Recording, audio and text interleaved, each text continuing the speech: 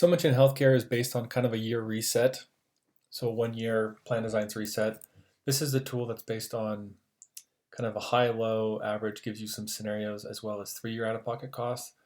So what I did is I did a multiple regression based on some data, claims data, um, approximately a gold level plan design, so an 80% plan value.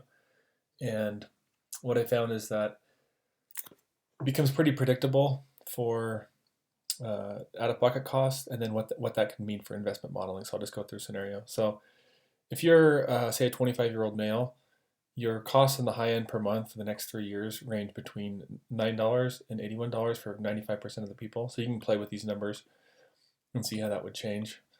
And then for the investment modeling scenario, it takes that $45 and says, well, let's use the average. Let's double it.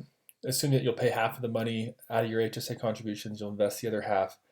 Let that grow at 3%, and then invest it at 7%. And then in 40 years, where you retire at 65, this is kind of the compounding effect. These are the total deposits. So it allows you to kind of have some added comfort in the planning phase, because again, a lot of stuff is based on a year, and people don't know, like, what are my claims going to be? You can't just do a 40-year-old. You'll see that will go up.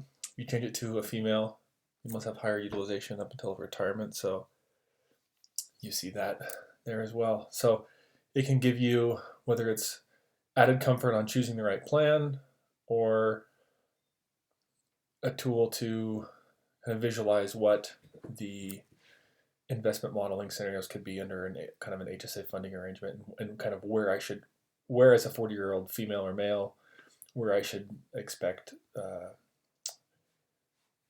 where I could expect costs to be, and kind of how I can visualize those investments. So this is just a tool built in Google Sheets, but I'm having it built out. I'm having it programmed so that it'll be more dynamic. The UI will look a lot better, but this is, I think, a really good start.